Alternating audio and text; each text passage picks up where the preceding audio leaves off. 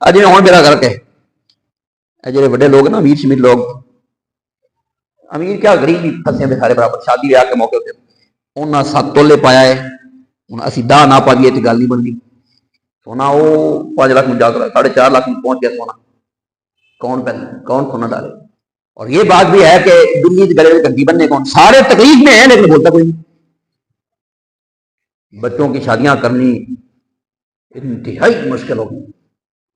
حالانکہ دین نے تو کوئی شے رکھی نہیں خود یہ جہیز ہے یہ وریاں ہیں یہ ولیمہ تو کیا ہے کہ ابھی 1000 بندہ بلانا ہی بلانا کوئی نہیں نبی پاک نے تو حضرت عبد الرحمن بن عوف جیسی شخصیت کو کہا تھا صحابہ میں سے شاید سب سے بڑے امیر تھے وہ ان کو کہا تھا آؤ ملو بھی شاید ولیمہ کرو چاہے ایک بکری کے ساتھ ولیمے ہیں بارات جا رہی ہے آج ڈھولکی ہے آج مہندی ہے آج جوڑا کھڑسن پھر جوڑا آج جوڑا 10 سن وہ یہ اللہ کے بندوں یہ جوڑا دکھاتے کیوں ہو آپ اپنی بیٹی کو جہیز دے رہے تو اللہ کے بندوں کیوں دکھاتے ہو نمائش کیوں لگاتے ہو وہاں پہ کتنی جوڑا دیکھنے والیاں آتی ہوں گی یتیم بچیاں آتی ہوں گی غریب بچیاں آتی ہوں گی ان کو دیکھ کر ان کا کلیجہ نہیں چلتا ہوگا کہ اگر سادہ بھی کوئی سادے کوئی پیسے ہوں گے تو ابھی بھی یہ عالی شان جوڑا میرا بھی ہو گیا یہ کیوں کرتے ہو اللہ کے بندو کس کو دکھانا چاہ رہے یہ سوائے نماز کے اس کا کیا ہو سکتا ہے کہ آپ نہ دے رہے ہیں اور یہی وجہ ہے جس کی وجہ سے سارے مصیبت میں پھنسے ہوئے ہیں تکلیف میں ہے آواز کوئی نہیں کرتا چیختا کوئی نہیں ہائے کوئی نہیں کرتا کیوں نہیں کرتا اس لیے نہیں کرتا اس وجہ سے نہیں بولتے کہ میں اگر بولا تو لوگ کہیں گے ہے تکی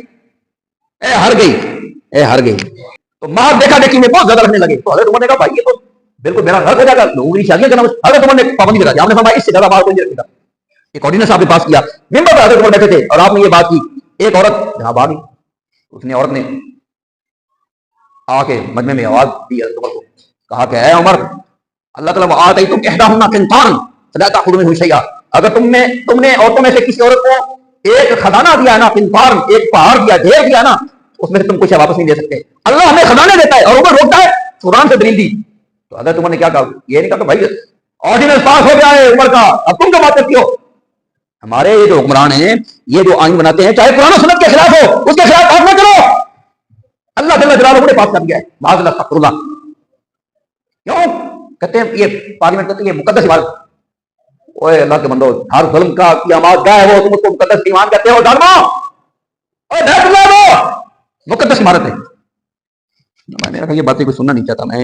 میں بھی اپنی جگہ پہ طبیعت سے مجبور ہوں اللہ کو جواب دینے کی باتیں ویسے مطلب ہے نہیں لوگوں کے مطلب کی باتیں ہیں نہیں شاید لیکن میں بھی کیا کروں میری بھی مجبوری ہے طبیعت سے مجبور ہوں میں کہتا ہوں کیا بیان کروں ضرور تو اس بات کی جو ضرور سمجھتا ہوں وہ بیان کرتا ہوں کہتے ہیں مقدس ایمان میرے پاس عمر نے یہ نہیں کہا کہ انہوں نے آرڈیننس پاس کر دیا ہے حالانکہ آپ نے بالکل ضرور تھی اس وقت اس بات کی لیکن حضرت عمر نے کیا کرا آپ اصابت امراتن واخطا عمر اور منبر پر یہ بات کرنا بہت بڑی بات ہے کہا لوگوں سن لو عورت نے سچ کہا عمر نے خطا کی تنقید اگر بند کر دیتے حضرت عمر کس کی ضرورت کو چونٹان کرتا جو اپنے آپ پر تنقید بند کرتے ہیں جیسا کہ اب ہمارے حکمران اس کے لیے بڑے تگودو کر رہے ہیں کوشش کر رہے ہیں کہ تنقید نہ کی جائے